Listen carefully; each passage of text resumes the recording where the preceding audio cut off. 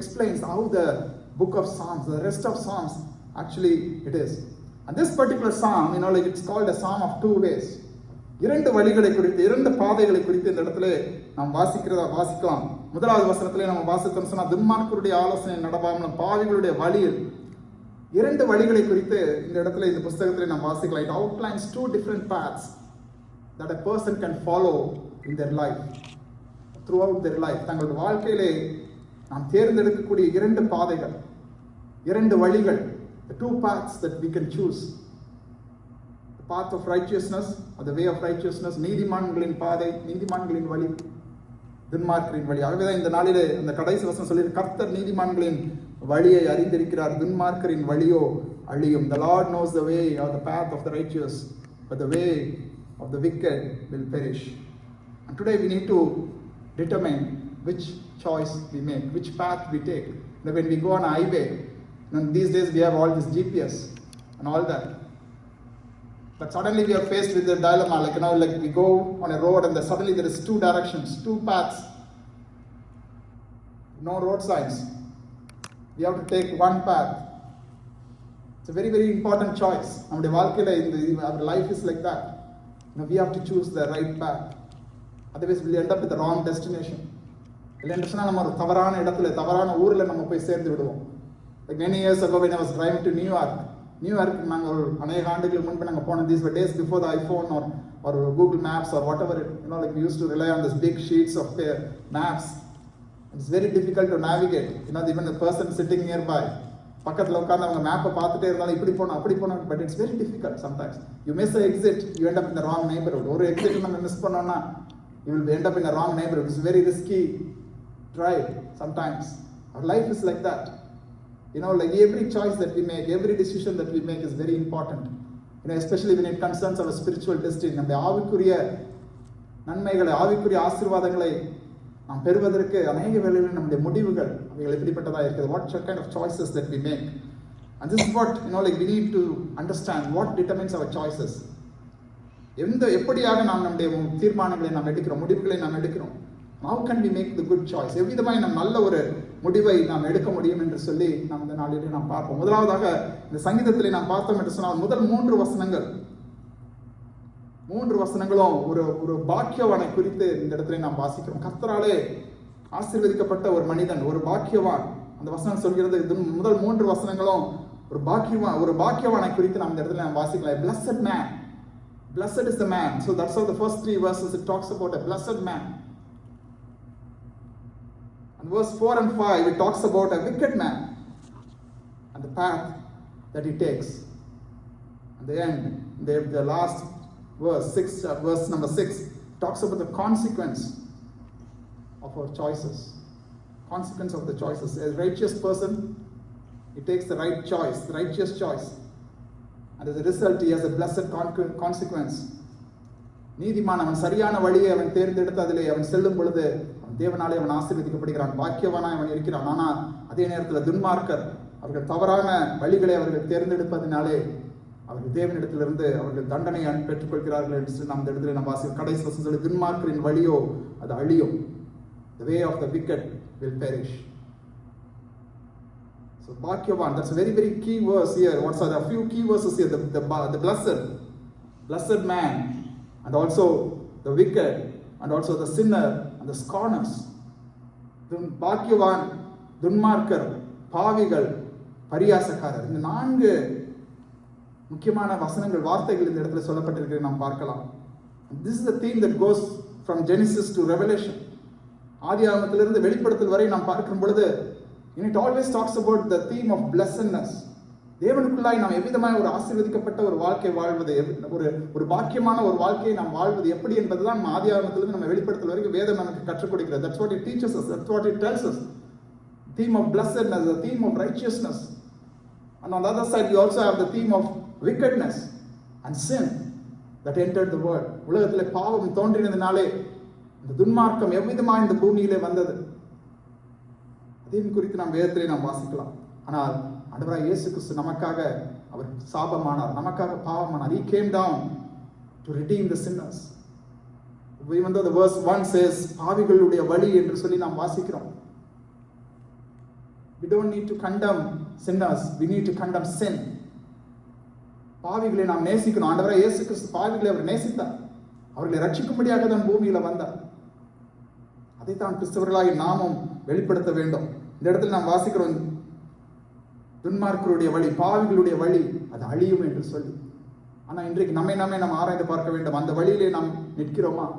Are we in that path, the path to destruction, path that perishes, or are we in the righteous path? அந்த சரியான பாதையிலே நாம் பயணிக்கிறோமா? Are we taking the right path? We need to ask ourselves, we need to analyze ourselves. On the very word blessed, the word number 1 is blessed. முதலாவது நாம் வாசிக்கிறோம் பாக்கியவான். யார் பாக்கியவான் என்று சொல்லி இந்த வேளையிலே நாம் பார்த்தோம் என்று சொன்னால், அந்த எபிரேய மொழியிலே அதற்கு 2 வார்த்தைகள் உண்டு. பிளஸட் என்று சொல்வதற்கு ஆங்கிலத்திலே எபிரேய மொழியிலே 2 வார்த்தைகள் அங்கு உபயோகப்படுத்தப்படும் வழக்கமாக. ஒன் இஸ் பராக். பராக் means like you do this, you get a benefit, you get a blessing. இதை நாம் இப்படி விதமாக நாம் செய்தால் இந்த நன்மைகள் கிடைக்கும். when God created earth, he blessed them. ஆண்டவர் இந்த பூமியை படைத்த வேளையிலே அவர் அந்த பூமியை ஆசீர்வதித்தார், ஜனங்களை ஆசீர்வதித்தார், தன் சிருஷ்டியை ஆசீர்வதித்தார். He blessed the creation. He blessed the human beings. And that is one kind of blessing. That is one kind of blessedness. அது ஒரு விதமான ஆசீர்வாதம். But there's also another word in Hebrew which refers to a future blessing. எதிர்கால நன்மை, எதிர்கால ஆசீர்வாதம். அதுதான் இந்த இடத்துல உபயோகப்படுத்தப்பட்டிருக்கிறது. துன்மார்க்கருடைய வழியில் ஆலோசனையில் நடவாமலும், பாவிகளுடைய வழியில் நில்லாமலும், பரியாசக்காரர் உட்காரும் இடத்துல உட்காராமலும், கர்த்தருடைய வேதத்தில் பிரியமாய் இருந்து இரவும் பகலும் அவருடைய வேதத்தில் தியானமாய் இருக்கிற மனுஷன் பாக்கியவான். அங்கே சொல்லப்பட்டிருக்கிறதான அந்த பாக்கியவான் என்கிறதான அந்த வார்த்தையின் அர்த்தம் என்னவென்று சொன்னால், there's something that's going to happen in the future. It's not going to be right now, it's not going to be immediate, but it's going to be in the future. That's what the verse that's used. It's called ashrei. Ashrei, that's the Hebrew word that was used when psalmist wrote this particular psalm. சங்கீதக்காரன் இந்த சங்கீதத்தை எழுதும்போது அவன் அந்த வார்த்தையை உபயோகப்படுத்தி இருக்கிறான். That blessed, like in English it's all the same, like blessed, blessed, blessed, but that particular word that in Hebrew, it clearly denotes that it's not an immediate benefit. Like you do this, you get this. But there is something in the future that's in hold for us. So it represents our future destiny, a blessed destiny, and it always refers to the future. And that future, that blessed future, is based on our relationship with God and the path that we choose to take. நாம் எடுக்கிற முடிவுகள், நாம் எடுக்கிற சரியான பாதை, நாம் நடக்கிறதான வழி, நம் தேவனோடு கூட நமக்கு இருக்கிறதான அந்த உறவு, அதை வைத்து தான் and the blessedness is determined. That's how the blessedness is determined. And many times, we won't be able to see that in our life right now. Many times we might be going through struggles and troubles in our lives right now. நம்முடைய வாழ்க்கையில் அநேக போராட்டங்கள், பிரச்சனைகள் வழியாக நாம் கடந்து சென்று கொண்டு இருக்கலாம். ஆனால் நாம் செல்கிற பாதை அது சரியாக இருக்கும் பொழுது நாம் சென்று சேர வேண்டிய அந்த ஆசீர்வாதம், நாம் பெற போகிற அந்த ஆசீர்வாதம், தேவன் நமக்காக வைத்திருக்கிற அந்த ஆசீர்வாதத்தை நாம் பெற்றுக்கொள்ளக்கூடியதாக இருக்கும். That's a final destiny that we have. It's not happiness in the present, it's not joy in the present. அது இப்பொழுது இருக்கிற ஆசீர்வாதம் கிடையாது, அது இப்போ நாம் பெற்றுக்கொள்கிற இன்பம் கிடையாது, சந்தோஷம் கிடையாது. But there is something that the Lord has kept for us. It's a future destiny. When we take that certain path, அந்த பாதையை நாம் தெரிந்து கொண்டு அதிலே நாம் செல்லும் பொழுது, அதிலே நாம் நடக்கும் பொழுது, அந்த இடுக்கமான ஒரு வாசல் வழியா through the narrow gates when we travel, it's not going to be an easy journey. There might be challenges, there will be tough things that we'll have to face. நாம் அநேக போராட்டங்கள், அநேக பாடுகள் வழியாய் நாம் கடந்து செல்ல முடியும். But there's always a God who walks with us. ஆனால் ஒரு தேவன் நமக்கு உண்டு, நம்மை கரம் பிடித்து நடத்தி செல்கிற ஒரு தேவன் நமக்கு உண்டு. He walks by our side. He holds our hands and says, fear not, பயப்படாதே, திகையாதே, நான் உன்னுடனே கூட இருக்கிறேன், நான் உன்னை கரம் பிடித்து நடத்தி செல்கிறேன். அந்த பாதையில தேவனை தேடி அந்த நீதியின் பாதையிலே நாம் செல்லும் பொழுது நமக்கு பாடுகள் அதிகமாக இருந்தாலும் தேவன் நம்மை பலப்படுத்த வல்லமையுள்ள ஒரு தேவனாக இருக்கிறார். He can strengthen us in that path. He can guide us in that path. ஆகவேதான் இந்த ஆண்டின் வாக்குத்தத்தம், நான் போதித்து நடக்க வேண்டிய வழியை உனக்கு நான் காட்டுவேன். When we keep our eyes upon Him, when we have a good relationship with God, God will help us to walk in the path of righteousness. அந்த நீதியின் பாதையிலே தேவன் நம்மை நடத்தி செல்ல அவர் வல்லமையுள்ள ஒரு தேவனாக இருக்கிறார். ஒவ்வொரு நாளும் அந்த பாடுகள் வழியாக நாம் கடந்து செல்லும் பொழுது, even if we go through the difficulties, his presence is always there and it's very comforting presence. ஒரு ஆறுதலான ஒரு பிரசனம். தேவன் நம்மோடு கூட அவர் இருக்கிறார். அதுதான் சங்கீதக்காரன் சொல்கிறான், நான் மரணங்களின் பள்ளத்தாக்கிலே நான் நடந்தால். He was going through such kind of challenges. Even though I walk through the valley of shadow of death, I will fear no evil. நான் எந்த ஒரு இதுக்கும் நான் பயப்பட மாட்டேன், என்ன ஒரு தீங்குக்கும் நான் பயப்பட மாட்டேன். Because we choose that path voluntarily. நாம் முழு இருதயத்தோடு கூட நாம் இந்த நீரின் பாதையிலே நாம் நடக்கும்படியாக நாம் ஒப்புக் கொடுக்கிற வேளையிலே தேவன் நம்மை ஒவ்வொரு நாளும் அவர் பலப்படுத்த அவர் வல்லமையுள்ள ஒரு தேவனாக இருக்கிறார். இதை நாம் புரிந்து கொள்ள வேண்டும். யோப் என்று சொல்லப்பட்ட அந்த மனிதன், when you look at the life of Job, he chose this path of righteousness. அவன் நீதியின் பாதையை அவன் தெரிந்து கொண்டான். உபத்திரவங்கள் அவனுக்கு வந்தது, பாடுகள் அவனுக்கு வந்தது. He went through challenges, he went through struggles in his life, but he was very strong in his faith. அவன் விசுவாசத்தில் அவன் உறுதியாக இருந்தான்.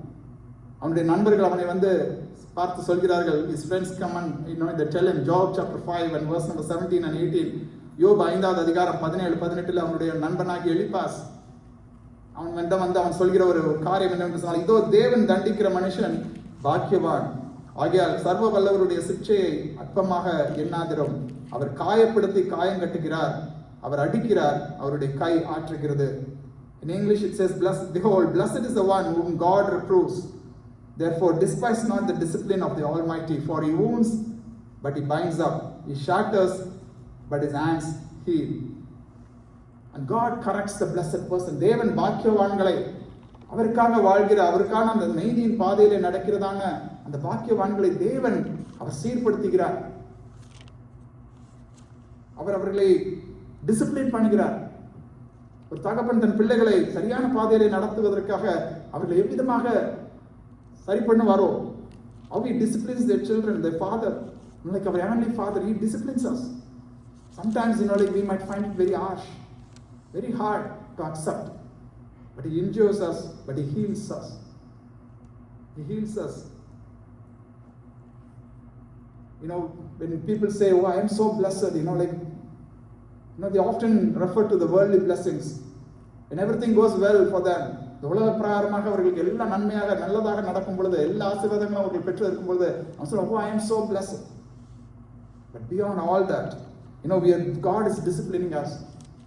The future blessing, future destiny, ஒரு எதிர்கால ஒரு நன்மை, எதிர்கால ஒரு ஆசீர்வாதங்கள், தேவன் அதை வைத்துதான் தேவன் நம்மை வழி நடத்துகிறார். அதை மனதில் வைத்துதான் தேவன் நம்மை வழி நடத்துகிறார். யோபு வாழ்க்கையை நாம் பார்க்கும் பொழுது அவன் முன்னிலைமையை காட்டிலும் தேவன் நம்ம பின்னிலைமையை ஆசீர்வதித்தார் என்று சொல்லி நாம் வாசிக்கிறோம். Job did not know why it happened. அது ஏன் தன்னுடைய வாழ்க்கையில தேவன் அனுமதித்தார் என்று சொல்லி யோபுக்கு தெரியவில்லை, கடைசி வரை அவனுக்கு தெரியல.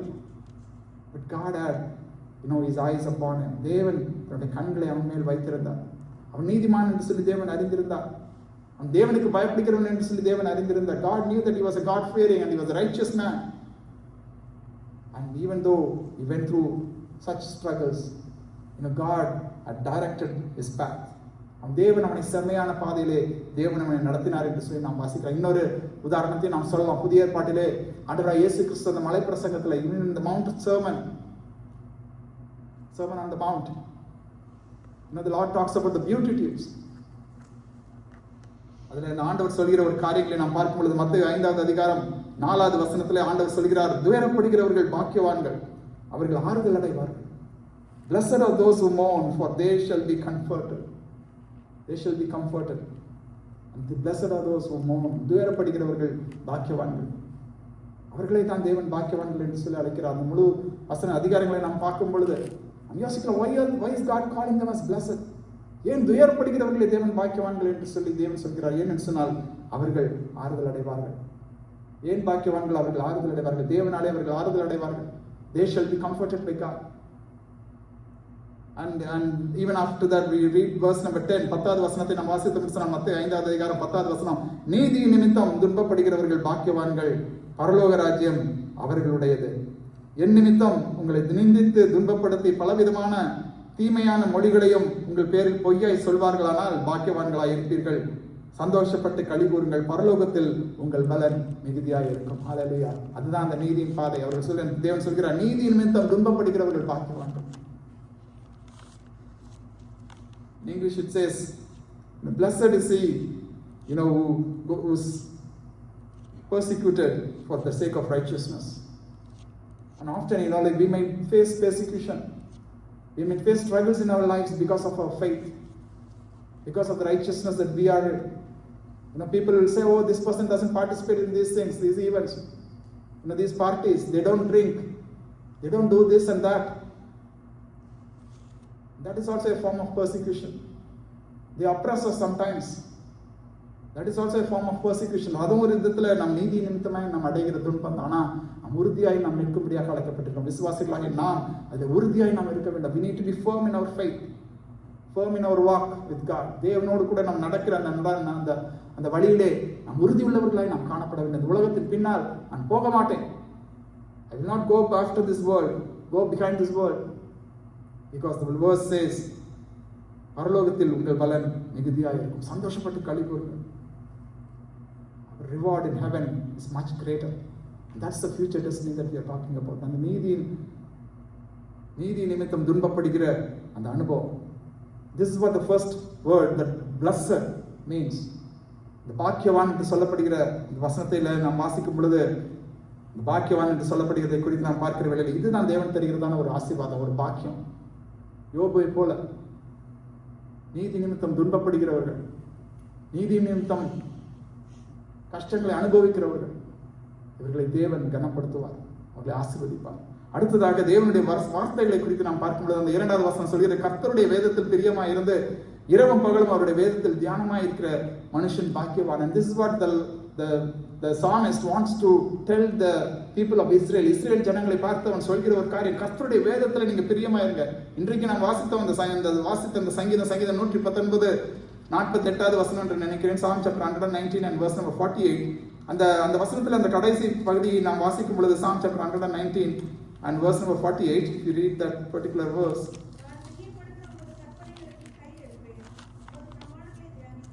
I will lift up my hands towards your commandments which I love, and I will meditate on your statutes. உம்முடைய பிரமாணங்களை நான் தியானிப்பேன். நான் பிரியப்படுகிற உம்முடைய கற்பனைகள். இதைத்தான் இந்த இடத்துல நான் வாசிக்கிறேன். கர்த்தருடைய வேதத்தில் பிரியமா இருந்து இரவும் பகலும் அவருடைய வேதத்தில் தியானமா இருக்கிற மனுஷன் பாக்கியவான். இந்த சங்கீதம் எழுதப்பட்ட வேளையிலே இஸ்ரவேலருக்கு இருந்த ஒரே வேதம் என்னவென்று சொன்னால் இந்த மோசேயின் நியாயப்பிரமாண புஸ்தகம். All that they had was the Mosaic law. The 10 commandments and all the book of Deuteronomy, the Torah, the first 5 books, Genesis to Deuteronomy. ஆதியாகமத்திலிருந்து உபாகமம் வரைக்கும் அந்த 5 புத்தகங்கள் தான் அவங்க நியாயப்பிரமாணமாக வைத்திருந்தார்கள், வேதமாக வைத்திருந்தார்கள். சங்கீதக்காரன் சொல்கிறேன், அந்த வேதத்தில் நீங்க பிரியமா இருக்கணும், கர்த்தருடைய கற்பனைகளில் நீங்க பிரியமா இருக்கணும், அதை தியானிக்கணும், அதன்படி வாழணும். You have to live, you have to meditate, you have to delight in the law. And today for believers, விசுவாசிகளாய் நமக்கு இன்றைக்கு not just the Torah, but we also have this entire book, entire Bible. முழு வேதத்திலும் நாம் பிரியப்படுகிறவர்களாய் நாம் காணப்பட வேண்டும். கர்த்தருடைய வேதத்தில் நாம் பிரியப்படுகிறவர்களாய் நாம் காணப்பட வேண்டும். அது தேவன் நமக்கு கொடுத்திருக்கிற ஒரு பெரிய ஒரு ஆயுதம். It's a great weapon the Lord has given to us, and we need to delight in His law. We need to make it a habit. We will come back to that later, but the third thing we are going to focus on here is the righteousness or நீதிமான். யார் நீதிமான், யார் துன்மார்க்கன்? Very easy to identify. Anyone who does things to benefit himself at the disadvantage of others, மற்றவர்களுக்கு நஷ்டம் உண்டாக, தனக்கு லாபம், தனக்கு நன்மை, தனக்கு ஆசீர்வாதம், மற்றவர்களுக்கு கஷ்டத்தை ஏற்படுத்தி தனக்கு நன்மைகள் வரும்படியாக யோசிக்கிறவன் தான் ஒரு துன்மார்க்கன். நீதிமான்கள் அவர்கள் தேவனுடைய தயவை அவர்கள் சார்ந்திருக்கிறார்கள். துன்மார்க்கர் தங்கள் சொந்த பலத்தை, சொந்த ஞானத்தை, தங்கள் சொந்த கைகளின் வேலைகள், பிரயாசங்களை, they rely upon their own effort, their own strength, their own wisdom. The wicked, but the righteous, they always rely upon God's grace, God's mercy, and they always love God and they love others. மற்றவர்களை நேசிக்கிறார்கள். ஜனங்களை தேவனை நேசிப்பது போல உன்னை போல் பிறனை நேசி. Love your neighbor like yourself. They apply that in their lives. Because of that, they don't take advantage of others. மற்றவர்களை அவர்கள் ஏமாற்றுவது கிடையாது, மற்றவர்களை வஞ்சிக்கிறது கிடையாது.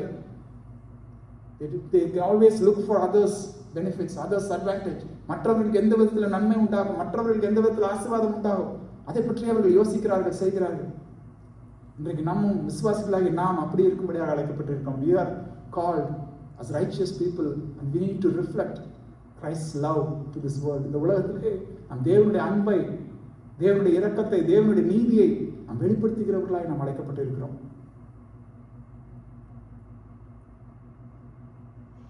அநேக வேளைகளில் நாம் சில வேளையில இன்னும் சில சின்ன சின்ன காரியங்கள் தான். Sometimes we might think like this doesn't offend anyone, this doesn't hurt anyone. But we need to ask each and everything. ஒவ்வொரு காரியத்தை நாம் செய்யும் பொழுது யோசித்து நாம் செய்ய வேண்டும். Even a small mistake, சில வேளை நாம் தெரியாமல் அறியாமல் செய்கிற சில காரியங்கள் கூட மற்றவர்களை அதை ஹர்ட் பண்ணிடும், மற்றவர்களை அதை புண்படுத்தும். So we need to be very careful.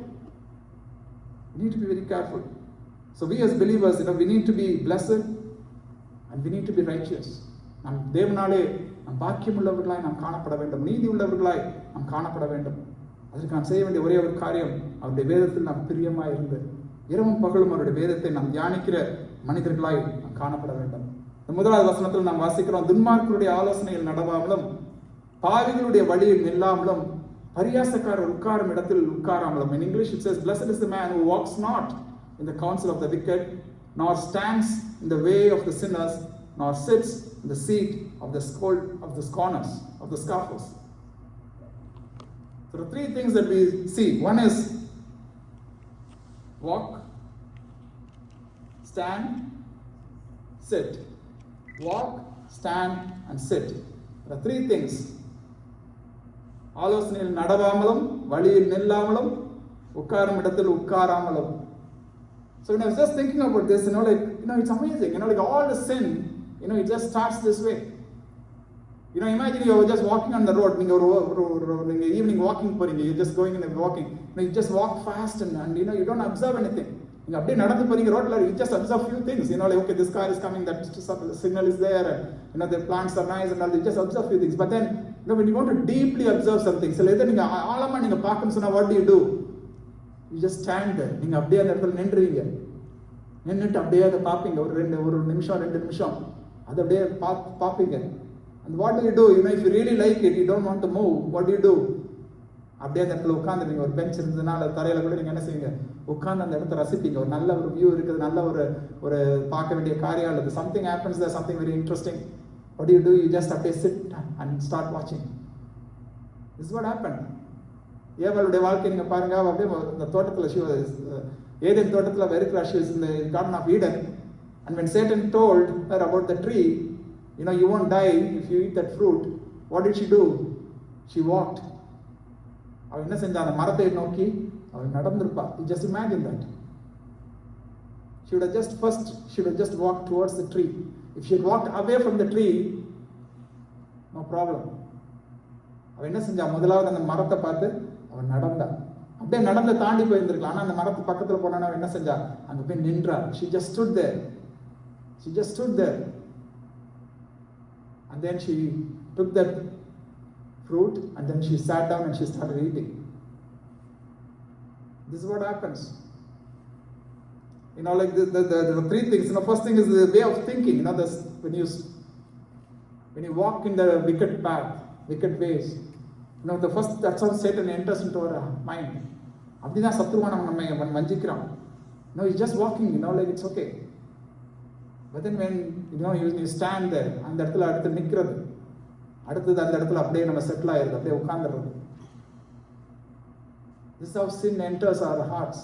Wickedness enters our hearts, our lives, and moves us away from the path of righteousness. தேவனுடைய திட்டத்தை விட்டு, தேவனுடைய நீதியின் வழிகளை விட்டு நம்மை அவன் எடுத்து செல்கிறது இப்படிதான். We have to be very careful. Another example is Lot. லோத்துடைய வாழ்க்கை நீங்க பார்த்தீங்கன்னா, அவனும் first when Abraham and Lot they departed with their parted ways. Abraham tells Lot, you choose wherever you want to go. நீ எங்க போகணுமோ நீ தேர்வு செஞ்சுக்கோ. அவன் கண்களை ஏறெடுத்து பார்க்கிறான். He looks up and sees like all this fertile lands near Sodom and Gomorrah. சோதம் கொமராவுக்கு போகிற பாதை எல்லாம் அப்படியே பச்சை பசேல்னு இருக்குது, எல்லாம் நல்ல நீரோட்டம், there's lot of water, lot of land and very very fertile land. So he makes the choice and he walks towards Sodom and Gomorrah. நடக்கிறான், முதலாவது அவன் நடக்கிறான். ஆகவேதான் வசனம் சொல்கிறது, துன்மார்க்கனுடைய ஆலோசனையிலே நடவாமல். அடுத்தது பாவிகளுடைய வழியில் நில்லாமல். What did Lot do? அந்த பட்டணத்திற்கு அவன் போய் அந்த வாசல்ல போய் நின்றுப்பான். First he would have stood at the gates of that cities. And the third thing, he went and settled down there. அங்க போய் அப்படியே உட்கார்ந்துட்டான். அந்த ஒரு வசனம் இருக்குது, I don't know which reference exactly, but I think Genesis 13 or 14.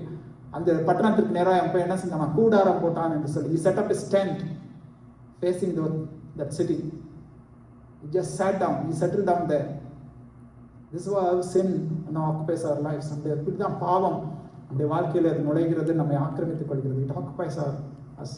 It makes us to sit and settle down in that sin. We need to be very careful. We need to be very careful. And this is how, it's called, this is how sin progresses. This is how sin progresses in our lives. So we need to be very careful and we need to stay in the right path. சரியான பாதையிலே நாம் இருக்க வேண்டும். சரியான பாதையிலே நாம் இருக்க வேண்டும். We need to choose the right path and we need to stay in the right path. We need to stay in the right path. The one thing that we need to do is the second verse. இரண்டாவது வசனம், கர்த்தருடைய வேதத்தில் பிரியமாயிருந்து. This is the next action that we need to do. The first, we must not do three things. One is not walk in the counsel of the wicked, not stand in the way of the sinners, or sit in the seat of scoffers.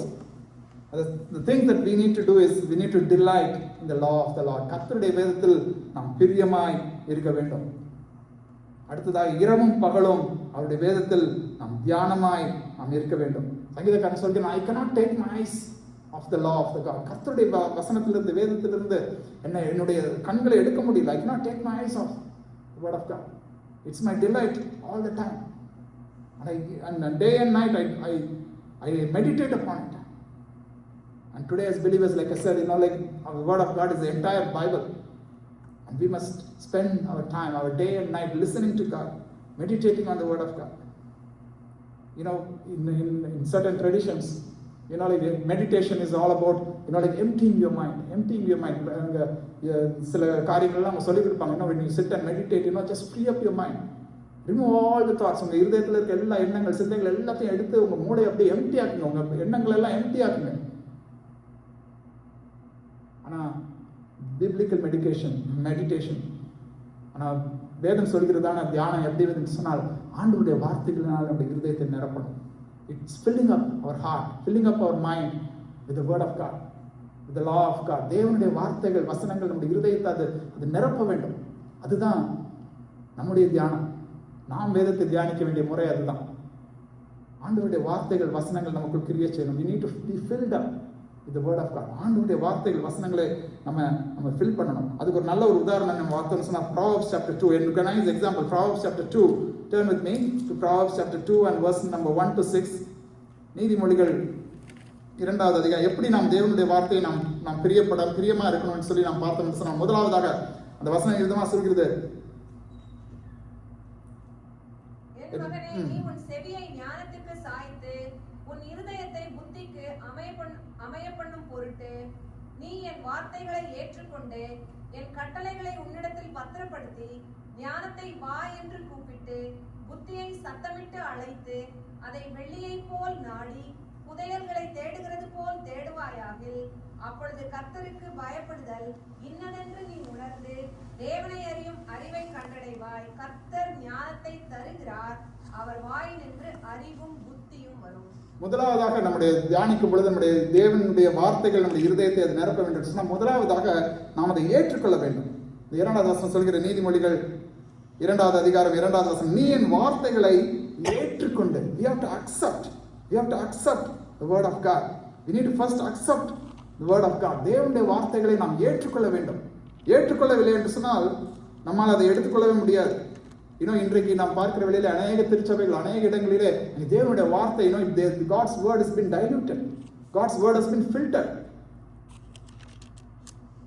But we need to take God's word undiluted, unfiltered. Entire Bible, is the word of God. முழு வேத புத்தகமும் தேவன் நமக்கு கொடுத்திருக்கிற சில வார்த்தைகள். சில திருச்சபைகள் வேதத்தில் இந்த சத்தியம் அது சரியில்லை, இது சரியில்லை என்று சொல்லி அநேக காரியங்களை அவர்கள் நீக்கி விடுகிறார். இன்றைக்கு அந்த சபைகள் சீரழிந்து கொண்டு இருக்கிறது. Those churches are declining. Many have shut down their doors because they try to filter out the word of God. They try to dilute the word of God. தேவனுடைய வார்த்தையை டைல்யூட் பண்ணி, தேவனுடைய வார்த்தையை ஃபில்டர் பண்ணி, இது நமக்கு தேவையில்லை, அது நமக்கு தேவையில்லை, இந்த சத்தியம் சரியில்லை, இந்த சத்தியம் சரி.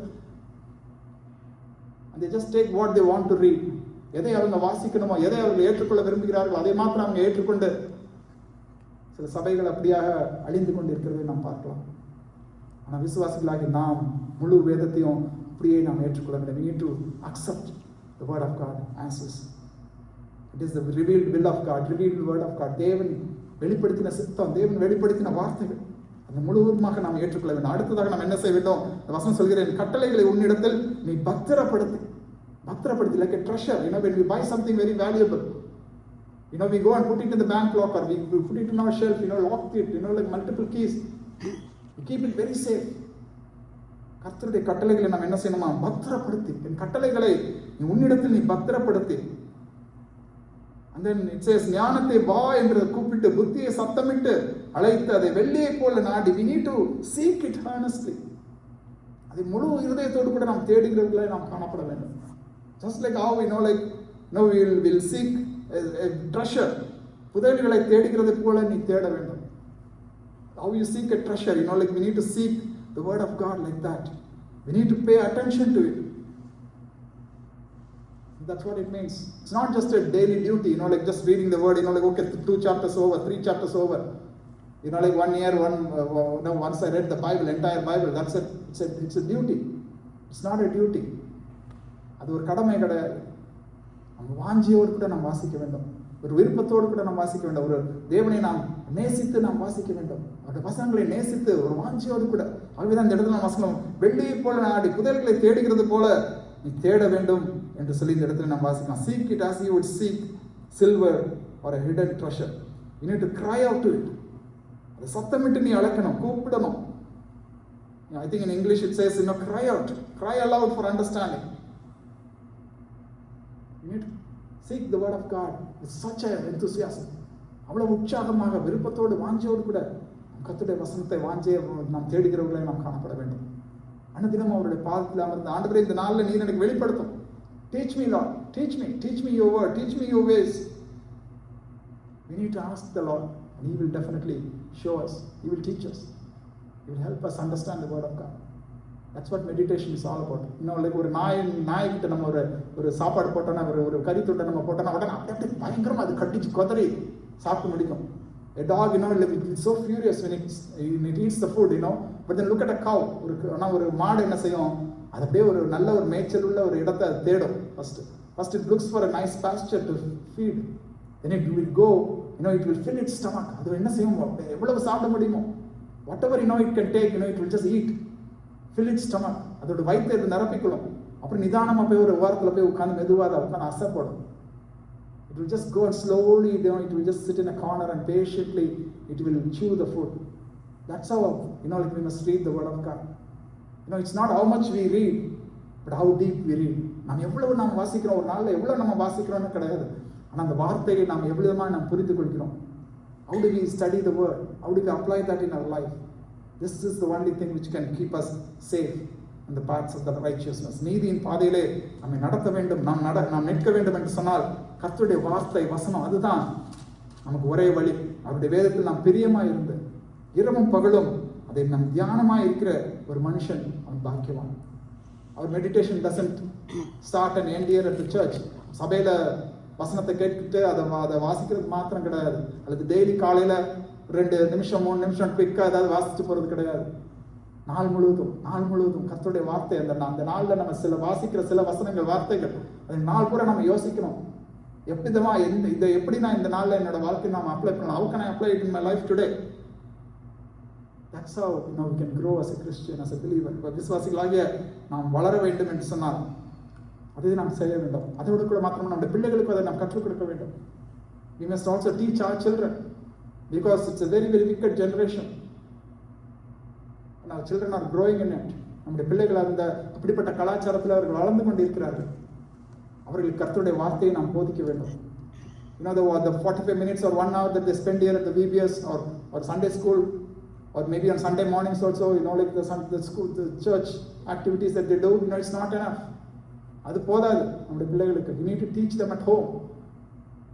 In a week, 7 days, 24 hours, 168 hours, they spend only like an hour and a half, just 1% at the church.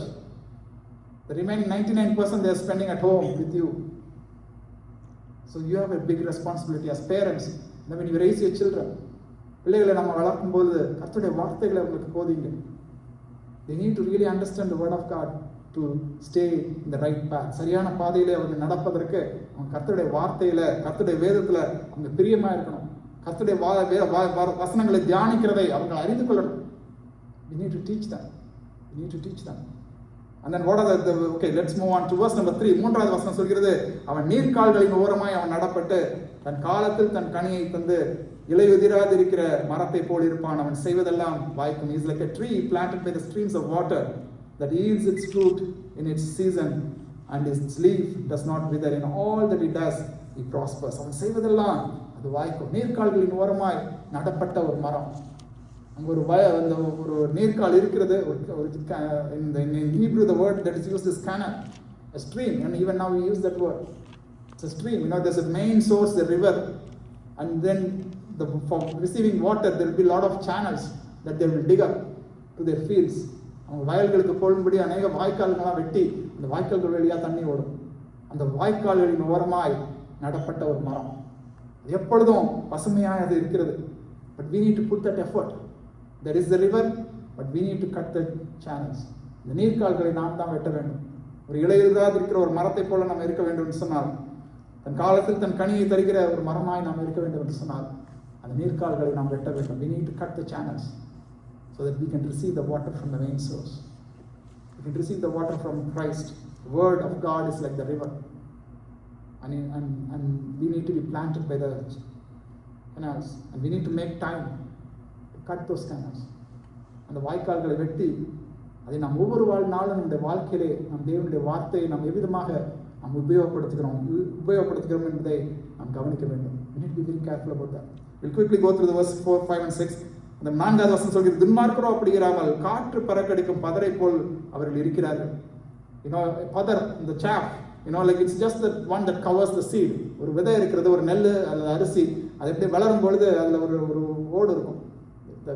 அதை என்ன செய்வாங்க, அறுவடை செய்கிற வேலையில் அதை அடித்து அப்படி ஊதி விட்டுருவாங்க. அவ்வளோதான். அது ஒன்றுமாக காற்றடிக்கும் பதரை போல் அவர்கள் இருக்கிறார்கள். அந்த வசனம் சொல்கிறது, துன்மார்க்க நியாய தீர்ப்பிலும் பாவிகள் நீதிமான்களின் சபையிலும் அவர்கள் நிலை நிற்பதில்லை. Therefore the wicked will not stand in the judgment, nor sinners in the congregation of the righteous. And the final verse it says, the Lord knows the way of the righteous, but the way of the wicked will perish. கர்த்தர் நீதிமான்களின் வழியை அவர் அறிந்திருக்கிறார், துன்மார்க்கரின் வழியோ அது அழியும். அந்த நீதிமான்களின் வழி எதுவென்று சொன்னால், அது நம்ம நித்திய ஜீவனுக்கு நேராக அது நடத்துகிறதான அந்த வழி. That's the path that leads us to the eternal life. இந்த சங்கீதக்காரன் சொல்கிறான், வேதனை உண்டாக்கும் வழி என் இடத்தில் உண்டோ என்று பார்த்து நித்திய வழியிலே என்னை நடத்தும். Guide me in that path of righteousness, so that I will be in the eternal life. I will receive that eternal life. நீதியின் பாதையிலே அங்கே ஜீவன் உண்டு, மரணம் இல்லை. That's what the eternal life is all about. And today, God is there to help us choose the right path. சரியான பாதையை நாம் தேர்வு செய்வோம். அந்த பாதையில நாம் நிலைத்திருக்கவும், அந்த பாதையிலே நாம் அவரோடு கூட நடக்கும். அந்த வழியில பாடுகள் இருக்கும், போராட்டங்கள் இருக்கும். ஆனால் கர்த்தர் சொல்கிறார், நீ பாக்கியவான். என்னன்னு சொன்னால், நீ போக போகிற இடம், நீ சேர போகிற இடம், that's the great blessing. That's a great blessing, great destiny that we are going to reach. இந்த நீதிமொழிகளில் நாம் வாசிக்கிறோம், the path of the righteous is like the morning sun, shining ever brighter than till the full light of the day. நீதிமானுடைய பாதை அது நடுப்பகல் வரைக்கும் பிரகாசிக்கிற சூரிய பிரகாசம் போல அது இருக்கும். ஒரு வெளிச்சமான ஒரு பாதை. இன்றைக்கு நாம் அந்த பாதையை நாம் தேர்வு செய்வோம். கர்த்தரோடு கூட ஒரு சரியான ஒரு we need to have a good relationship with God. Spend time every day in prayer, reading the word of God. Don't just be a Sunday or a Saturday Christian. Every day, every moment, commit yourself to a life with Christ. கிறிஸ்துவோடு கூட ஜீவிக்கிற அந்த ஜீவியம், அதோடு கூட அவருடைய வார்த்தையில பிரியப்படுங்க. அது கர்த்தருடைய வேதத்துல பிரியமா இருங்க. அது தியானிங்க. ஒவ்வொரு வாட்டியும் குடும்ப ஜெபம் இல்லை என்று சொன்னால் குடும்ப ஜெபத்தை ஆரம்பிச்சு நீங்க நடத்துங்க. கர்த்தருடைய வார்த்தையில இன்னும் வாஞ்சி உள்ளவர்களாய் நீங்கள் இருங்க. அதே மாதிரி கர்த்தருடைய பிள்ளைகளோடு கூட ஐக்கியம் வைத்துக் கொள்ளுங்க. நல்ல ஐக்கியம், the godly people, so that you can grow in your righteousness. நம்ம யாரும் எழுந்து நின்று இந்த வெளியிலே தேவனை நோக்கி நாம் பார்ப்போம். நம்மை நீதிமான்கள் ஆக்கும்படி கிறிஸ்து அவர் சிலுவையிலே தன்னுடைய ரத்தத்தை அவர் சிந்தினார். அவருடைய ரத்தத்தை